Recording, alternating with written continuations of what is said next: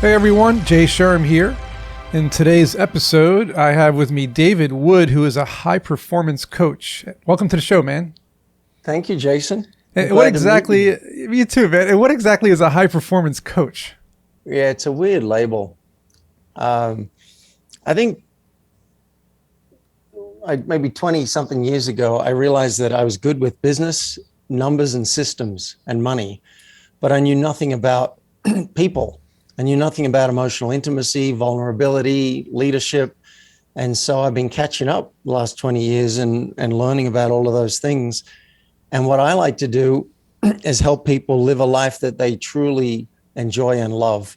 I don't want people to get on their deathbed and go, damn, you know what I should have done?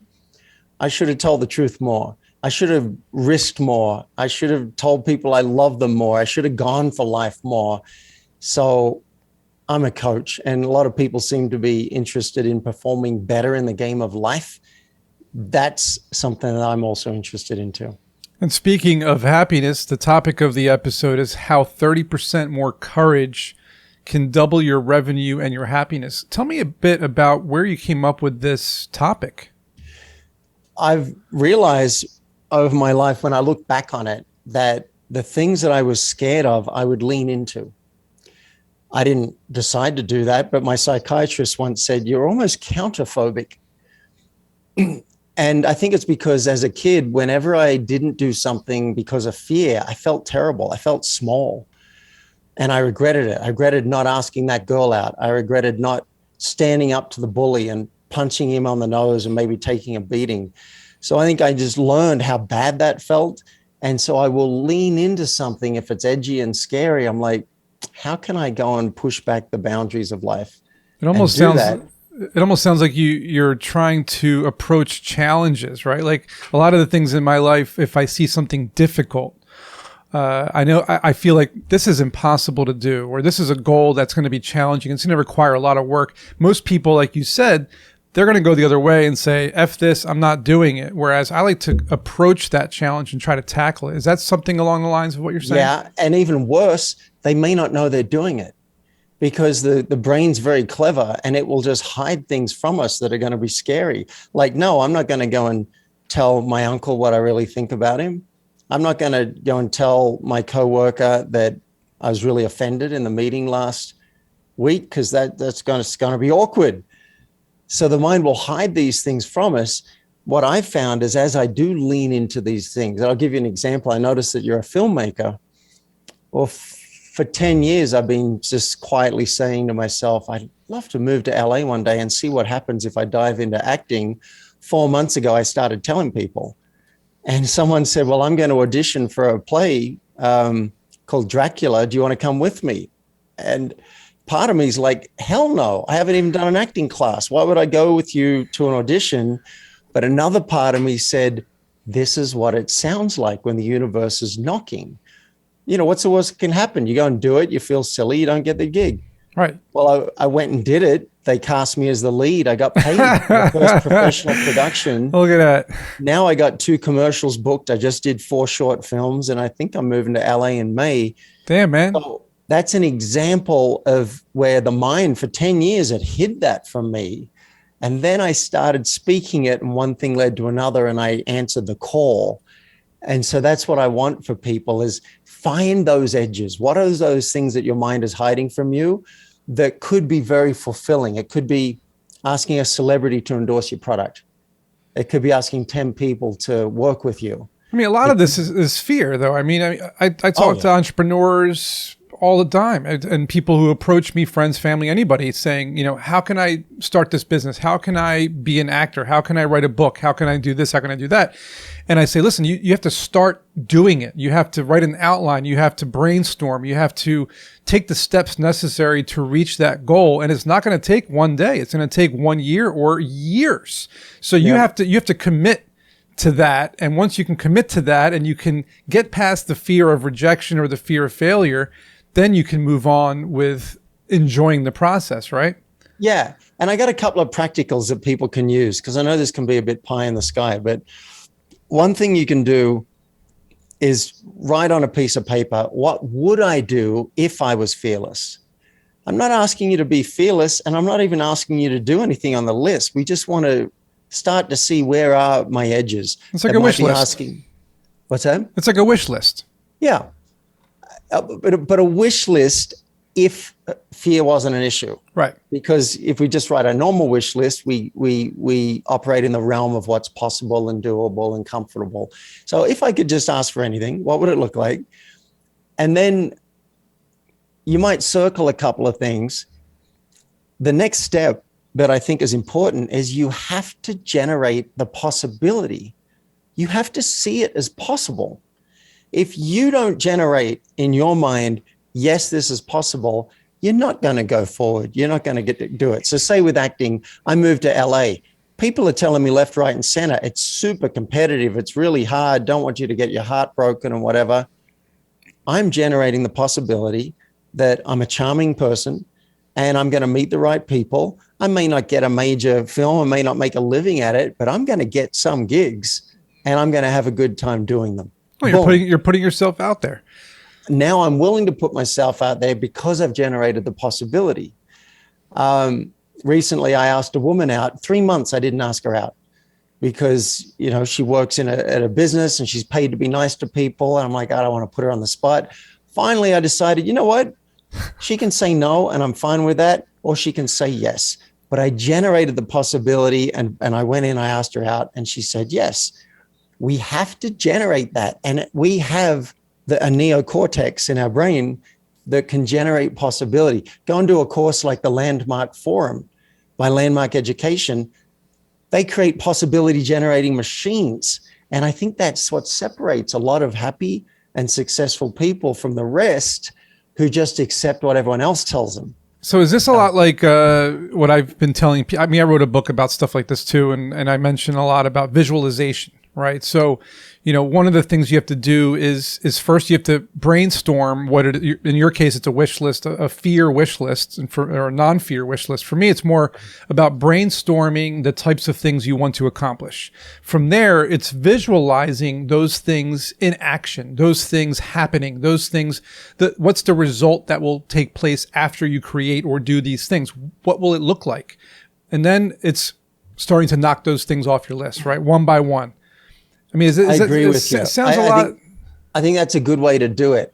For me, it's not as linear. I don't like sit down and say, oh, how would this look? Although I do the morning pages sometimes and I journal, and sometimes things just come out. Working with a coach is a great way to do it. Like, hey, I'm kind of interested in this. What do you think? And then you bounce things back and forth and come up with a strategy and realize that actually could happen. Is it going to be work? Yeah. Is it going to take some time? Yeah, but that actually could happen. And if it doesn't happen, am I still going to be happy that I tried? That's a big question. And often my answer is yes. At least if I go to LA year or two, don't get any gigs, but I meet a lot of cool people, go to a couple of industry functions, learn how to be a better actor, I would consider that a win. So I'll go. And look, I'm kind of selling myself short because I really do have a vision and a dream of playing the lead in a major studio film. I would love to do that. It may never happen, but I'm going to keep moving the ball further down the field. That's my job. Yeah, if you don't try, if you don't try, you never know if it's going to work or not. You have to put yourself in the situation that you could potentially get picked up by somebody. That's right. And most people don't take that risk because it is a risk, and you're putting your life on the line. You're moving to a city that is oversaturated. They make the joke that everybody's a waiter, nobody's an actor, right? And so you're waiting tables, waiting to get picked up. A lot of famous actors, they did it for a decade. They were waiting tables till finally the right director saw Matthew McConaughey or Bradley Cooper or whoever and said, hey, I need you in this movie tomorrow. So what are the top 3 things you would tell someone watching this or listening to this episode to overcome their fear and gain more courage to accomplish any goal they have in their life that they feel as though is impossible? Okay, well, let's go back to number 1, the awareness. What would you do if you are fearless? So at least you can know where your edges are. Then go through and circle 2 or 3 things on that list. If you're like me, you might pick the hardest one because then everything else will be easier. right? Just like a Band-Aid, rip it right off. But you don't have to do that. You can pick the easiest ones. You might go and tell your wife you broke the dishes, you broke a dish and you put it in the garbage and hope she wouldn't see it. Like whatever it is, you can pick some small things and work up. And then ultimately, if you have a vision that's worth working on, I think it's good to have support. You might have a men's group or a women's group that gives you accountability. You might be in a mastermind, hire a one-on-one coach, get in a group coaching program. I think some kind of external force to be outside you and say, hey, I think you're missing this, or I think you're doing a better job than you realize on this. Do you notice how well that sounded, what you just said? And they have to go, wow. So those are three things. Write it down, choose two or three things, and then consider a support mechanism to constantly draw you into something bigger than you would if left to your own patterns. Couldn't have said it better myself. And so is this pretty much what you do as a coach? Tell me a little bit about how someone could find you, or how they could work with you, or what they should expect if they work with someone like you. Thank you. Yeah, I'm a life and business coach for business owners. And I know for marketing reasons, I should choose one or the other, but I'm unwilling to. The first half of my life was all about business. Second half is all about sitting with gurus and navel gazing and doing things that make your hair curl.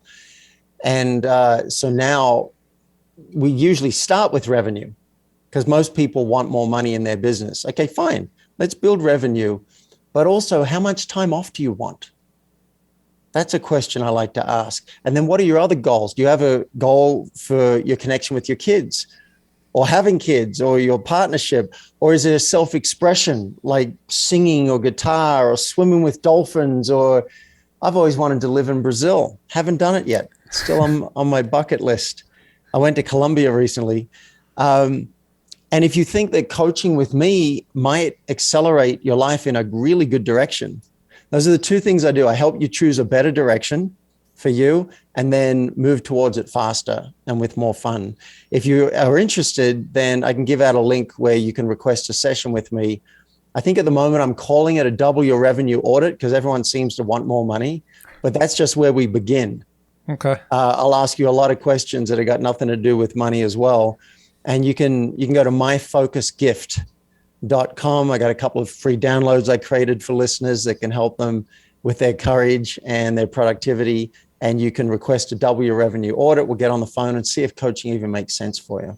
Perfect. That sounds awesome. Myfocusgift.com, you said, right? Yeah. And I think that's really what it comes down to is breaking that barrier, the fine line between courage and fear. It seems like it's the biggest challenge that I'm finding from people over the past couple decades that I've also spoken to people. And I've indirectly coached people. I don't call myself a coach because it is a lot of dedication and time to help people. And so I've indirectly helped them with things here and there. And one thing I noticed that you mentioned quite a few times is that people are looking to make more money. People are looking for revenue. And I have found, and this might just be me, maybe not, but I have found that over the years, what I have seen to be the most valuable asset is time and freedom, right? And money's great. You can buy things with money, but you can't buy your time back. And freedom to do the things you mentioned, swimming with dolphins or going to Brazil or being an actor or spending more time with your friends and family. That's what entrepreneurship and working for yourself and following your dreams does, is it gives you back your time. So hopefully people realize that. I think there's a simple answer to all this, and it's just you have to allocate the right balance. If you're not working on money at all, 5 years from now, you might be very unhappy about that. If you just work on money, you might die 5 or 10 years from now and go, what the hell did I do with my life? So I've got one client, I said, you work out, you talk to the different parts inside your brain. I'm a big fan of parts therapy, and you work out a great allocation that's a nice balance so that all parts are happy. So now Monday, Tuesday, production cycles towards money. Wednesday, Thursday, it might be more geared towards relationships. And then Friday, working on his nonprofit to help the formerly incarcerated to find jobs. And so he's got an allocation now. And when he's not working on money, he can rest knowing that he's got those cycles set up in his week. So it doesn't have to be hugely complex. It's just we often don't think about it. And then 10 years later, we go, damn, look, I amassed $500,000 or $1 million or $2 million or $5 million, but my kids don't know me. I don't know me, you know? Yeah. And so let's do both. We can work on the money and we can work on ourselves and our life all at the same time.